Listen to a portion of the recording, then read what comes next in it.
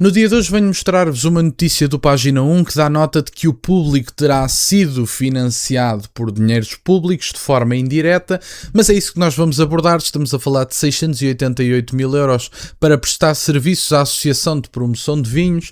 Vamos ver que associação é esta, de onde é que vem exatamente o dinheiro e dar uma vista de olhos à reportagem do Página 1. Vamos então ver. Ora, como eu dizia, contrato milionário, o Jornal Público recebeu quase 700 mil euros para prestar serviços à Associação de Promoção de Vinhos. O Jornal Público recebeu notícias e uma entrevista sobre uma feira anual de vinhos portugueses no Brasil, realizada em junho de 2025, mas escondeu-se sempre dos leitores que recebeu quase 700 mil euros para prestar serviços ao verdadeiro promotor, embora publicamente assumisse ser organizador do evento. E, portanto, a parte vai ficar interessante aqui porque, aparentemente, os dinheiros públicos andam sempre a flutuar na direção dos mídia tradicionais. Mas isto serve tudo, como se diz na Comissão Europeia, para garantir a sua independência. Ou seja, vocês enfiam lá centenas de milhares de euros, se não milhões, num espaço que está evidentemente com problemas financeiros e depois dizem o seguinte: meus amigos, isto é para garantir a vossa independência. Portanto, usem esse dinheiro para serem independentes. Mas se eu vos fechar a torneira, os meus amigos vão à falência. Portanto, percebem, não é? A questão da independência. Os artigos noticiosos foram publicados no site do jornal e no suplemento Fugas, apenas com uma indicação de se tratar de uma iniciativa, sem contudo mencionar a existência de uma contrapartida financeira através de um contrato de prestação de serviço, publicado entretanto no portal base, uma vez que a adjudicante, a Associação Vini Portugal, tem financiamentos elevados de entidades públicas. Portanto, basicamente, esta associação que recebe dinheiros públicos terá financiado o público, terá-lhes dado dinheiro para a prestação de um serviço. O contrato em causa, assinado a 28 de março do ano passado, teve por objeto a prestação de serviço de implementação do evento Vinhos de Portugal no Brasil 2025, que se realizou em São Paulo e no Rio de Janeiro, no todo ou em parte, de acordo com as especificações do caderno de encargos da sua proposta. Porém, a promotora da feira, a Associação Vini Portugal, só agora divulgou publicamente o contrato, firmado com o jornal da Sonai, no valor de quase 700 mil euros, ou seja, praticamente um ano depois de ter sido assinado. Por lei, as entidades adjudicantes têm, por regra, a exigência de disponibilizar a informação no prazo de 20 dias. Este montante não inclui o pagamento de planos de marketing pagos pela Vini Portugal, à Exponor Brasil Feiras e Eventos Limitada, que atingem cerca de 200 mil euros. Por ano, a Vini Portugal recebe mais de 5 milhões de euros de subsídios públicos. E, portanto, isto é um financiamento indireto, ou seja, o dinheiro dos impostos dos portugueses foi do Estado, que é dinheiro de todos nós, enviado para a Vini Portugal, que recebe 5 milhões de euros de subsídios públicos anuais, portanto não é brincadeira nenhuma, nós estamos a falar de uma abstração da realidade. Recebe este dinheiro é entregue de forma bastante direta ao Jornal Público para a dita organização do evento. Ou seja, os mídia tradicionais portugueses, que supostamente deveriam garantir a independência, deveriam ter a capacidade de escrutínio do poder político, que toda a gente sabe que não tem, mas isto só é um problema em determinados países da União Europeia, porque ignoramos todos estes casos em que os mídia tradicionais, financiados pelos dinheiros públicos, têm como objetivo prático escrutinar o poder político, e o que temos é esta organização, que evidentemente que só existe por causa de um subsídio anual de 5 milhões de euros, acaba por pagar 688 mil euros ao público para poder organizar um evento. E o que é que isto diz sobre os mídia tradicionais? Será que ninguém vê um problema? Até as pessoas que não acreditam nas mesmas coisas que eu e estão perfeitamente à vontade, ninguém vê um problema de que haver um conjunto de pessoas que deve escrutinar o poder político e esse poder político é literalmente quem financia a atividade destas pessoas.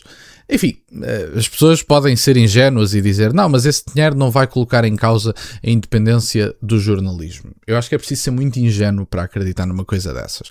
Grande parte dos gastos da Vini Portugal foram suportados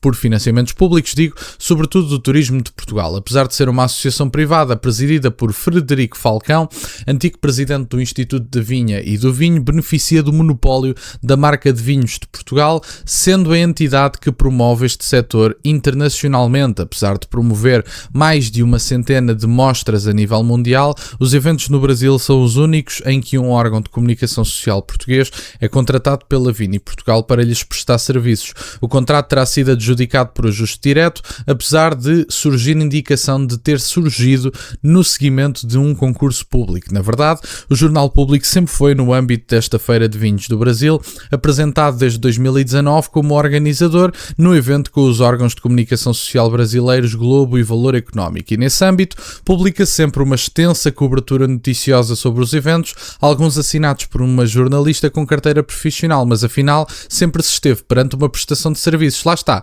E depois apresentam estas grandes reportagens como grandes peças informativas e jornalísticas, mas no fundo estão a ser pagos para prestar um serviço a um determinado evento e depois tratam a informação que trazem como se fosse jornalismo verdadeiro, e temos jornalistas de carteira, segundo o Página 1, a assinar uma reportagem para a qual foram pagos para fazer. E portanto, não é suposto os meus amigos relatarem factos para os quais são pagos para fazer, porque ninguém me diga que se os meus amigos trabalharam verdadeiramente como organizadores do evento, recebem dinheiros públicos para o fazer e estão literalmente dependentes disso, até porque a maior parte dos mídias tradicionais estão a caminho da falência técnica ou já lá chegaram verdadeiramente. E depois os meus amigos fazem uma grande entrevista, um grande exclusivo, com o Frederico Falcão, contra o qual não tenho nada, não estou a falar de questões de ilegalidade, estou a falar essencialmente do código deontológico do jornalista. E para que é que serve o jornalista numa dita democracia, que isto não é democracia, coisíssima nenhuma, e depois são financiados e fazem estas grandes reportagens como iniciativas jornalísticas de forma a demonstrarem publicamente que estão a trabalhar. Quando, na verdade, já são organizadores deste evento há algum tempo, segundo sei, e têm aqui a possibilidade de, evidentemente, colocarem em causa a independência do jornalismo, que não existe nestas circunstâncias. Por exemplo, o Público em 2025 publicou 7 artigos para o evento Vini Portugal, incluindo uma entrevista ao presidente daquela associação, Frederico Falcão, que foi quem assinou o contrato milionário que beneficiou o jornal da SONAI. A entrevista é assinada pela jornalista Alexandra Prado Coelho, com o código 908. No texto desta entrevista pode ler-se que o Vinhos de Portugal no Brasil é um evento organizado pelos jornais Público Portugal, o Globo e o Valor Económico Brasil, em parceria com a Vini Portugal. Em outros artigos é ainda mencionado que o evento contou com a curadoria do Out of Paper. Nenhuma referência é feita à existência de uma prestação de serviços que está longe sequer de se tratar de um patrocínio. E portanto, meus caros, vão ter o resto da notícia na descrição, como é habitual. Mas parece-me que essencialmente estamos a falar de, mais uma vez, de promiscuidade entre o jornalismo e os dinheiros públicos e até de, eventualmente, alguns jornalistas estarem disponíveis por causa de dificuldades financeiras e de terem que assegurar algum dinheirinho público, já que do ponto de vista da concorrência privada ninguém lhes dá seguimento, ninguém quer saber destes senhores. Acabamos por ter, evidentemente, o código deontológico do jornalista, mais uma vez, colocado em causa face a estes factos. E mais uma vez digo, como é habitual, terão um link na descrição para poderem consultar. Esta reportagem do Página 1 tem muito mais informação. Eu abordei o essencial, mas acho que há muito mais coisas que vocês podem saber. E depois ainda há pessoas que dizem, como o antigo ministro do Partido Socialista, e com isto termino, que os mídias tradicionais deveriam, em última instância, fazer fact-check e ter o poder de veto, digamos assim, em determinadas coisas que se passam nas redes sociais. E, portanto, seria uma festarola que pessoas financiadas com dinheiros públicos andassem literalmente a fazer fact-check ao único espacinho onde as pessoas podem dizer alguma coisa contra o governo. E portanto, era isto no fundo que eu tinha para partilhar. Obrigado por estarem desse lado, deixem o gosto e subscrevam, têm as minhas redes sociais, o MBA na descrição, para o caso de quererem fazer alguma doação, e nunca se esqueçam, meus caros, questionem tudo. Até à próxima.